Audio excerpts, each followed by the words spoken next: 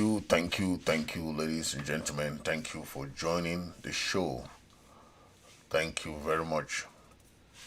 Today we have a lot of issues to talk about, and I know today we had a successful APP, and the Amber Peace Plan went very well. Thank you all for being there. Thank you all for those who took part in the APP.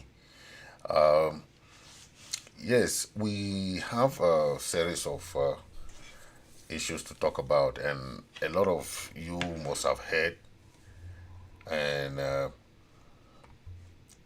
those issues are things that are very necessary, are very important in our revolution, and we expect everyone to be privy about what is going on in the struggle, because this is ongoing discussions that everybody must understand that is part of the struggle. We know there are people who are just out there to criticize. They don't have anything to offer. They wait just to look for mistakes, then criticize, then they don't do anything. Okay? They are there, their own job is to criticize and look for mistakes and say, oh, this one is wrong, this one is wrong. Then you ask them, what are you doing for the struggle? What are you doing to help in the struggle? They don't have any answer. So today I want to come and talk about these issues happening, in the struggle. Okay, we have some people who I'm going to call on. So we're going to have some discussions here. Okay. So let's talk about. Hey, just to remind you. Remember, Echo and Amougou Belinga, they have been moved to the Nkondegnui prison. Okay. These are two fellows who planned and plotted for the killing of Martin Nzogo, and also we all know that the same way they kill Martin Nzogo is the same way they kill our brother Wazizi. The gruesomeness of the killing of these two journalists tells you how wicked that regime is. Okay, we have to look at these things in the way they come. Okay, the worst of all is that we have not even seen Wazizi's corpse. We have not seen it. The Martin Nzogo's family were lucky to even see Martin Nzogo's corpse. Okay, but when we contrast it, you see the outrage that happened. You see how the chiefs, the people of La Republic came out for one person, one that died, that was killed. But when this thing happened, the way we look at it is how we look at it in the sense of three different dimensions. The first dimension that we look at is the killing of Martin Nzogo, is a dimension that the La Republic chiefs came out and spoke. They spoke out. So that's the first dimension. The chiefs came out and talked. And this tells you that how our chiefs are so weak and toothless bulldogs. They cannot speak. The killing that is going on in their own regime, they are in Yaoundé, eating bread and sardine and bobolo and beans in Yaoundé. Why they are killing their people? They say they are chiefs. The chiefs of Yaoundé stood up. The Ewondo chiefs, the Bulu chief, they said anyone that participated in the killing of Martin Nzogo, the government should hold them accountable. But till today, as we are speaking, we don't know the whereabouts of our own brother, Comrade Wazizi, the journalist. Okay? Even these journalists that they work in La Republic there, our own journalists that can speak up, they don't speak up. They don't speak up. And this is their colleague, okay? The way they are writing about Martin Nzogo is not the way they wrote about Wazizi. Wazizi's case passed like nothing happened to Wazizi. But we are going to keep talking about Wazizi so that the government of Cameroon should investigate as they are doing for Martin Nzogo. We cannot keep quiet because it will be as if we don't care about our own. We care about our own. We care about our own. Okay?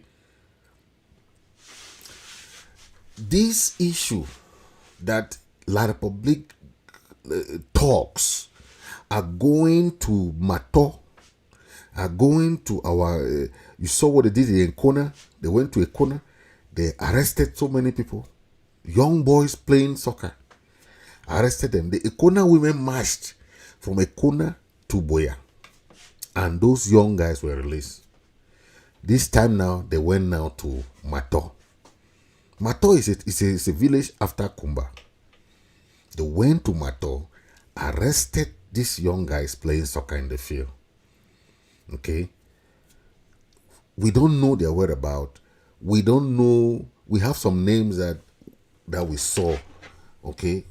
They sent us some names of those guys that were arrested. But we still don't know their whereabouts. We are not sure if they were released or, we are still not sure about them. Okay? Tell me about this. We have to set the record straight. Okay? La Republique military are the terrorists of the century.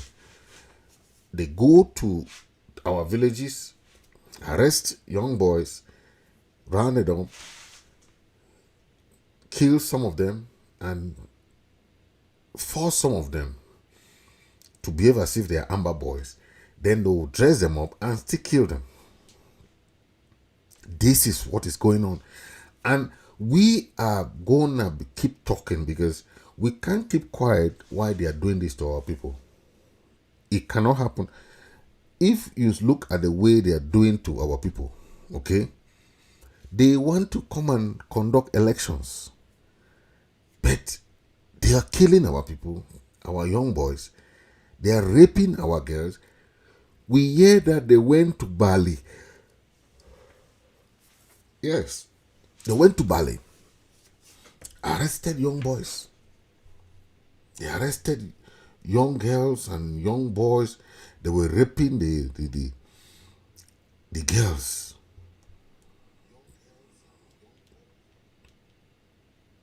That is what they do. That is what they do. We are telling them that we will keep talking because what they do in Ambazonia is what they cannot do to their own children in La Republique. So our people can die, no problem. Our own lives don't matter. Ambazonian life don't matter. The people of Southern Cameroon's life don't matter to them. That is why a young girl in Yaoundé went to the hospital. She was sick. She went to the hospital. She complained of her malaria, and they took her to the hospital in Yaoundé, and the nurses did their own therapy and their own medical check on her, not knowing that they were planning to kill that young girl. This girl is an IDP. They killed this young girl, used her body parts, and sold her body parts. The family could not even see her body parts. This is what is happening in this same century, this same year, this same month. Those are the Southern Cameroon IDPs who claim who are going to Yaoundé to live in Yaoundé thinking that Yaoundé is a safe haven. But when they go to the hospital, so this is going to our people in Yaoundé and Douala. When you are sick, try and better go back to Ambazonia to go attend the hospital, because don't trust the hospitals in La Republic. They can kill you and sell the body parts. We saw one lady in Douala selling body parts as beef, meat, and she was proud. So you can go to the hospital and they kill you intentionally and sell your body part. You are an IDP, internally displaced persons. They can kill you and sell your body part. Nobody will complain. Okay? So we are telling our people, all those our people who are in La Republique, those people who are in Yaoundé and Douala, if you are sick, be very careful when you go to the hospital. It's very risky for you guys.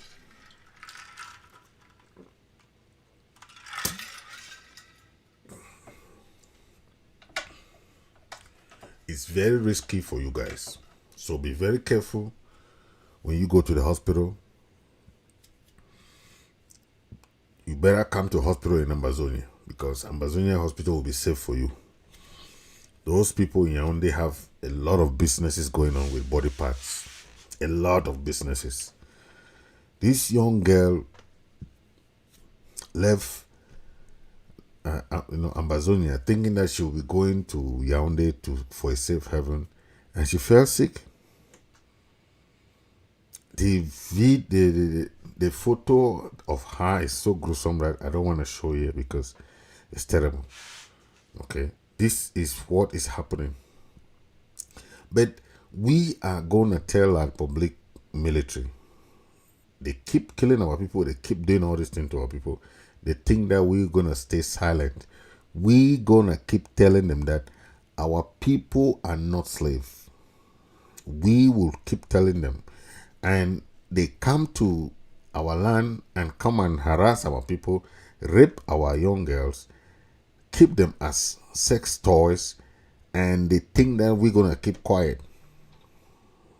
We are going to keep telling them that this is wrong, and the international community should know that this is the crimes against humanity going on in our land, Ambazonia. They cannot do this to our people and we keep quiet. Okay? What I understand is that La Republique are using these young girls as they're using the young boys and the young girls as their own shield against the restoration fighters. But we are telling them that it is wrong for them to use our girls like toys, rape them, keep them in their own custody, force them against their wish for on consent set, they keep them there, force them against their wish. So we are telling them it is wrong, and it is wrong. Okay, we gonna keep fighting for our own people and make sure that they are being treated as human beings. The international community will hold all the La Republique, the generals, that are giving this command for the continuous raping, continuous killing, continuous massacre, continuous manslaughter of our people. And this will stop. We are telling the international community to come to investigate all these crimes committed by La Republique talks in our land. It will happen. You saw Sudan, all this other war that have been fought.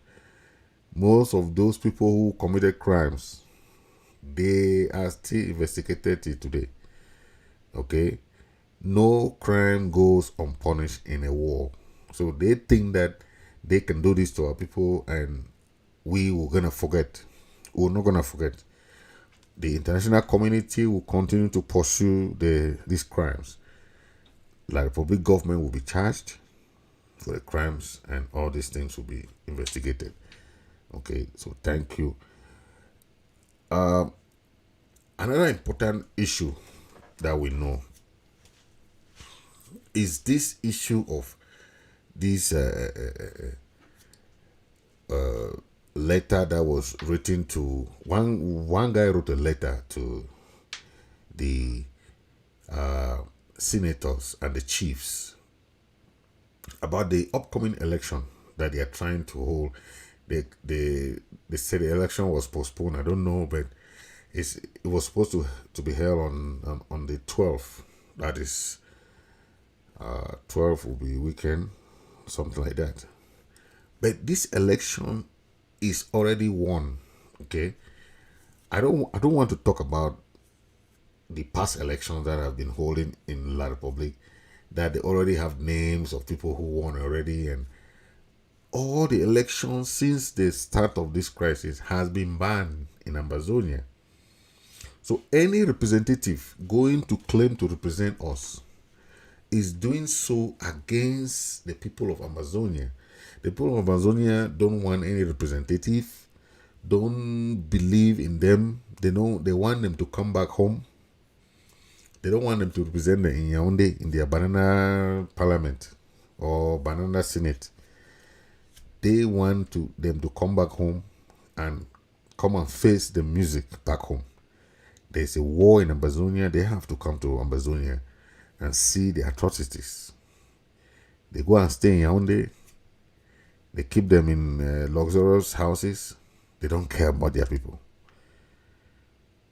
Ask one of those chiefs, ask one of those senators, how many people have been killed in their constituencies? They don't know. Because they don't live in their constituencies. They don't know their jurisdictions. They stay in Yaoundé and eat fat. That is why you see them coming now to Southern Zone and Northern Zone to come and do their campaign. That's what they do. They only wait for election season. Then they'll come say, giving our people 1,000 francs. Nothing changes. The same thing. This is 40 years that we are watching. The same thing happening. Some people don't say that. They say, oh, this is, we don't want this, we don't. But if you give them detail what is going on, okay, they'll say, okay, this is what is going on. That's what's going on. Okay. We had an issue where the president was talking about the conference. Okay. The conference that some other groups, they call it the Big Five, organized in July. You know, most people are asking, these people, the president sent them a proposal. Okay. The president was expecting them to respond and say, okay, this is what we can do. These are the modalities of the conference, and this is what we can work together in this domain, in this domain, in this domain. Okay.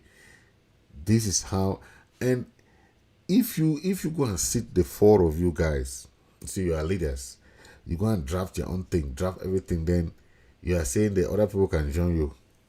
It's the same thing they did in the Canada, this thing.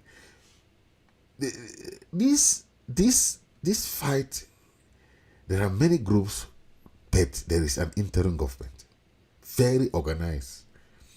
The other groups don't have LGAs and counties. They don't even have a cabinet. What cabinet does the consortium has of Njoba Akuro? None.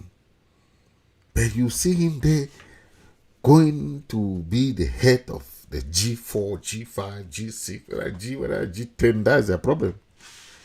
The interim government of Secretary Chris Ano is working tooth and nail to make sure that this struggle succeeds. Okay? Few people will just go and claim the victories. They don't know the work the people are working behind the scene. They don't know what the cabinet of Secretary Chris is working. They don't know. So they'll just go and be having conferences and going from planes. That money, I saw the show of Secretary Chris, President Chris Ano about yesterday. The one of the guests was talking very important point. There are about 3 or 4 conferences. I think even Comrade Sama Thomas also made a very important point there. 3 conferences. What for? People would need materials back home. You will not be going traveling in planes, going round and round and round. For what? 3 conferences within the next 3 months. How is that conference going to help for resources? The people, the ARFs need resources. They need human resource, financial resource, material resource. You'll be sending delegation of 5, 10 people to go and do what? Then they say there's a conference. But what really baffled me is the fact that what is the goal of the conference, first of all? President Chris Ano was talking about this conference was because he wanted that form of collaboration, that a council will be formed. That council will be the one to appoint or assign or elect people who are going to go for the negotiation table, not groups, not even the IG.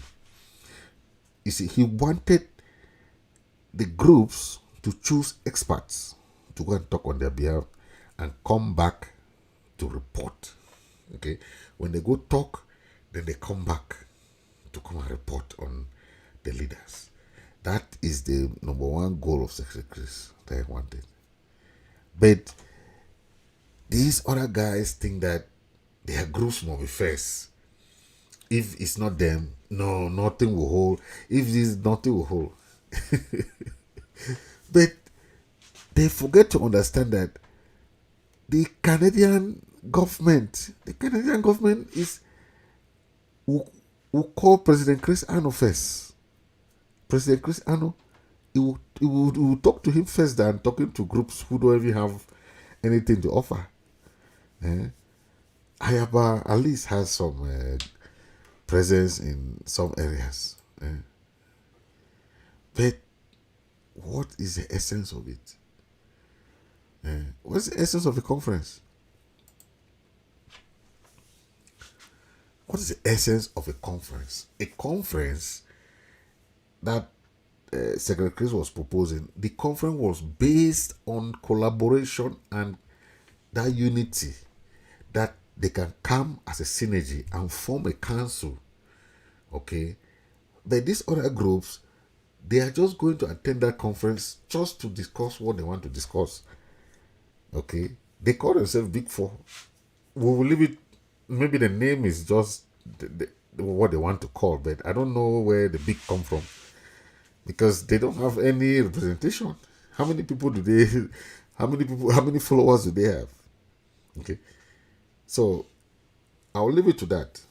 But our concern is about the fact that they are going not on the agenda of the Ambazonian people.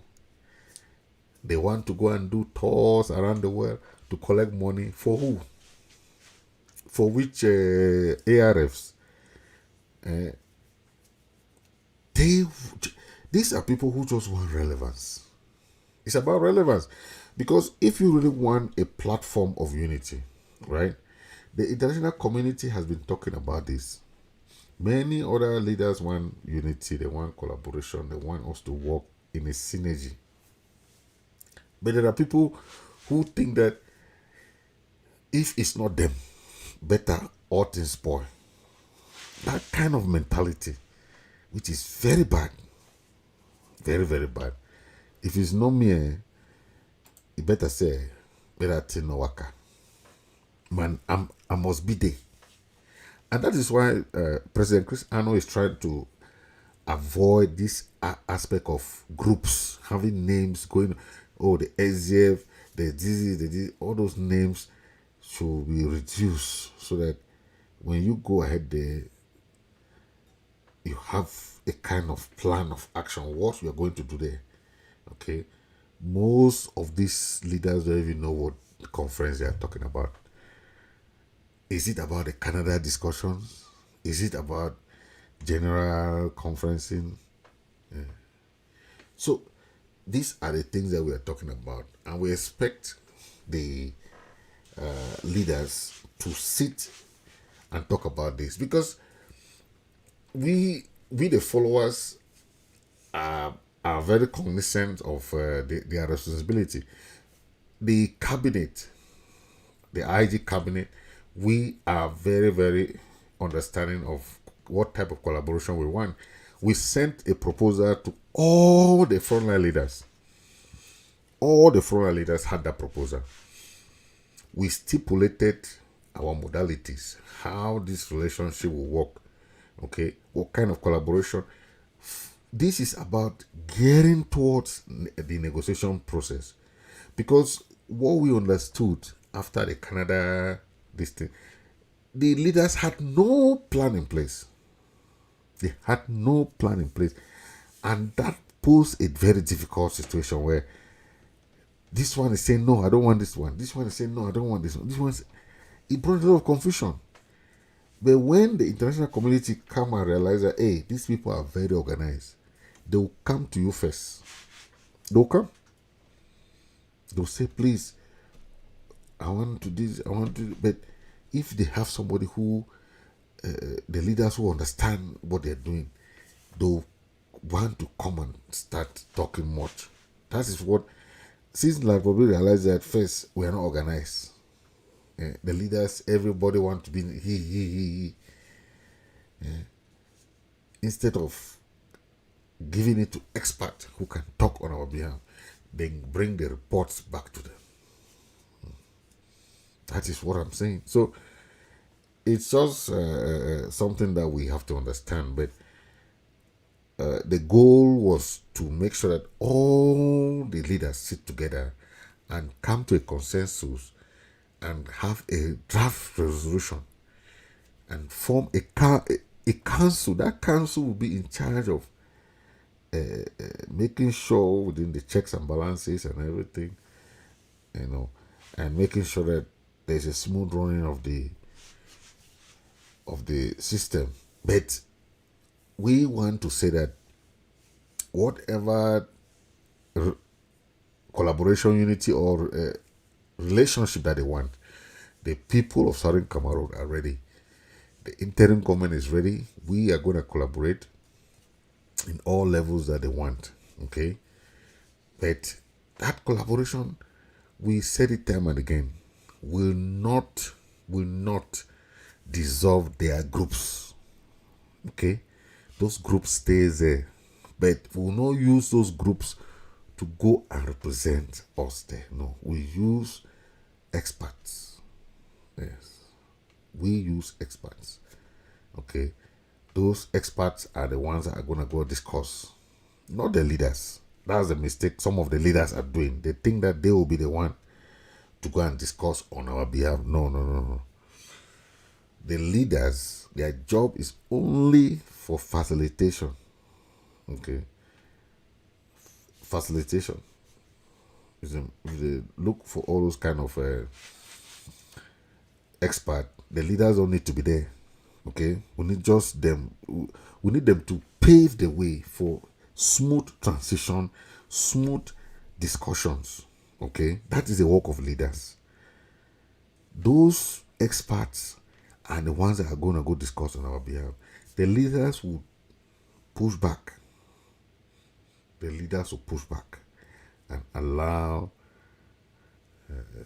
things to go in that way, because experts will know what arenas to touch. Then coming back to this other, so all these things are things that can better work for post-traumatic cases. especially when it comes to the struggle. So another issue that I want to talk about is this issue of some communique that came out about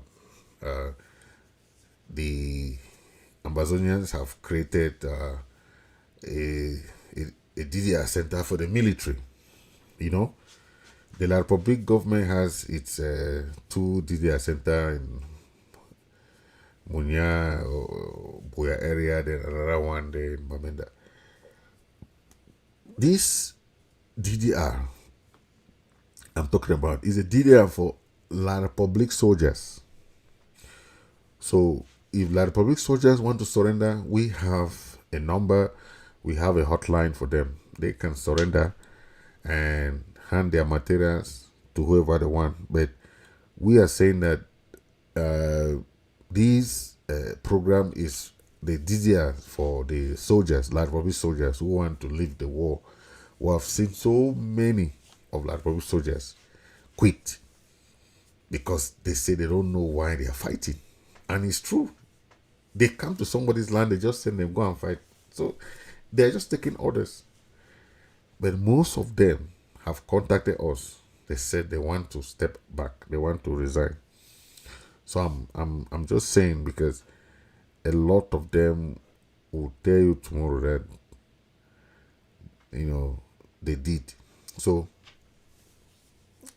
I just hope that they will contact the interim government, all the Land Republic soldiers, whether you are in Northern Zone, whether you are where, if you want to drop your weapon, contact the interim government.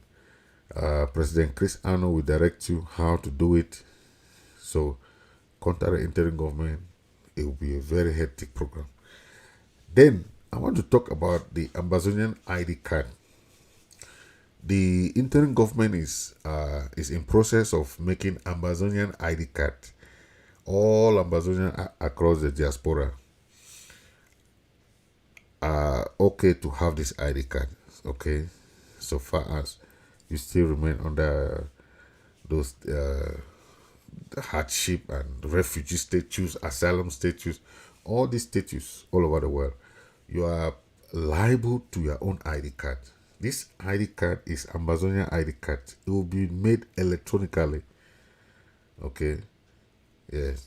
So take note for that. And anytime you need that ID card, we are still building the website. We want to do it electronically so that anytime you go online, you are okay to browse, go to the website,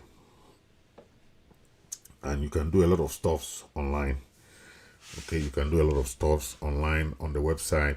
You can even print the ID card, but we can still print it on our end and send it to you. Okay, so that is the discussion that we have about the ID card. So be rest assured that this will go to all Ambazonians across the globe.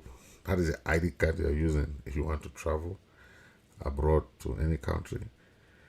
That ID card is very important because most of the asylum seekers don't have spoons. They don't have things to do. They don't have the help from the different areas that they are. But we are just saying that the interim government is ready to help all Ambazonians across the diaspora who are in need of papers. This ID card is just for identification purpose, but their asylum cases, their asylum stories and everything, they should contact the interim government. We are ready to help them anywhere they are in the world, because it's very important that because of the crisis back in Ambazonia, they are being helped and they are fleeing their country because of the crisis. Okay, it's a political crisis. It's a crisis of political opinion. So those people in America, in Europe, in African countries that need paperwork, please consult the interim government. We will give you affidavit of support. That affidavit you add it on your asylum application.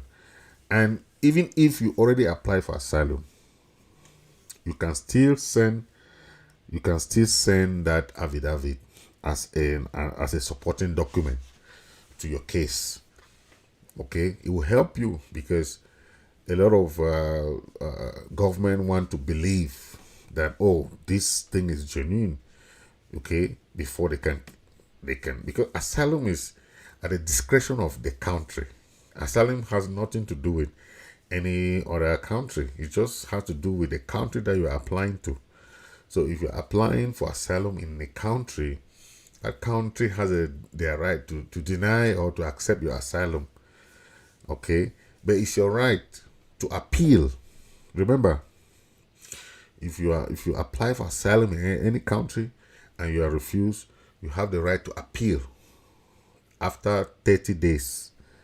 Okay, so if you are refused asylum one time, that is when you need supporting documents. Because when you apply the first time, they deny you. Say, oh, they say they don't deny me asylum. Now lie. Appeal. They'll call you now for the appealing case. Why you appeal because you are in this situation. You add more evidence. Okay, more evidence.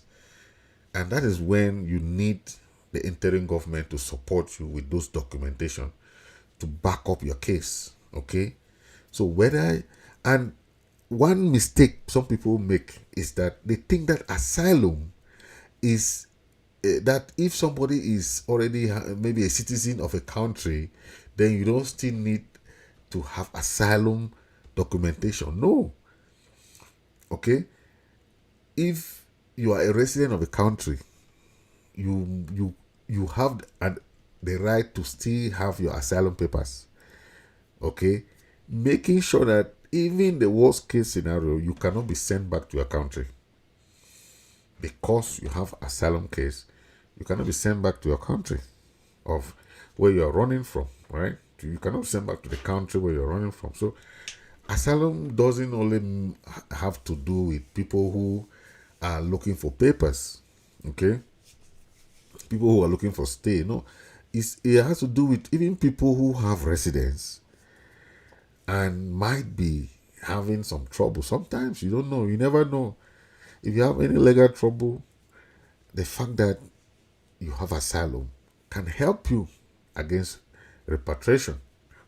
Okay, it can help you. And that's why we are saying that most of the people who are seeking asylum, keep your asylum documents handy so that you can add affidavit from the interim government. Okay, you can ask us from the Home Affairs Department, or you can ask it from the vice president or the president himself. So there are many ways we can give you asylum document or asylum affidavit of support for your case. So just make sure that if you travel, you are abroad, the interim government will help you for those other supporting documents to add to your case. Okay. So thank you very much. Yeah, I'll end here for now because I know it's a little bit late for those who are in America, and so thank you very much, and God bless you all. Please share and share and share as you watch. Okay, share and share and share and share as you watch. God bless you all and stay blessed. Okay.